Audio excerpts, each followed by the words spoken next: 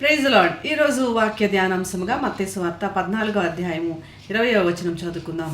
వారందరూ తిని తృప్తి పొందిన తరువాత మిగిలిన ముక్కలు 12 గంపల నిండా ఎత్తిరి. స్త్రీలను పిల్లను కాక తినిన వారు ఇంచుమించు 5,000 మంది పురుషులు. యేసు ప్రభు జనసమూహం చూచి మొదట వారి దగ్గరకు వచ్చాడు. వారికి ఆత్మీయ ఆహారం తీర్చాడు. మరియు కూడా వారికి శరీర రోగములన్నీ స్వస్థపరిచినట్లు చూస్తున్నాం. అంత మాత్రమే కాదు, ఆయన ఆత్మ గురించి, రోగముల గురించి మాత్రం శ్రద్ధ వహించిన వాడు కాదు, శారీరక అవసరతలను కూడా గ్రహించిన వాడు. వారు ఆకలిగొని ఉన్నారని వారికి ఆహారం పెట్టడానికి కూడా సిద్ధపడి వారికి ఆహారం అనుగ్రహించినట్లు చూస్తున్నాం. ప్రతి అవసరత దేవుడు గ్రహించగలిగిన వాడు.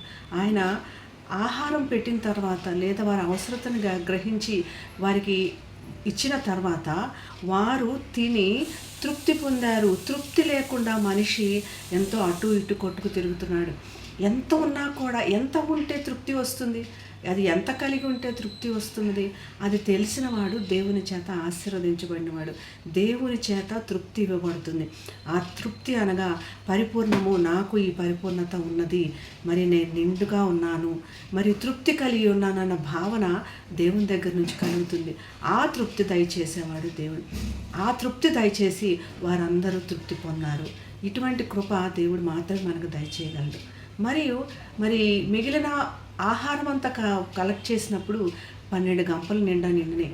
శిష్యులను కూడా దేవుడు అశ్రద్ధ చేయలేదు. శిష్యులకు కూడా సమృద్ధిగా వారి గంపలు నిండినట్లుగా 12 మందికి 12 గంపలు ఇచ్చినట్లుగా సేవలో పాల్గొంటున్న వారికి, నిస్వార్థంగా చేస్తున్న వారిని దేవుడు అలక్ష్య పెట్టడం అన్నది ఈ వాక్యం మనల్ని ధైర్యపరుస్తుంది.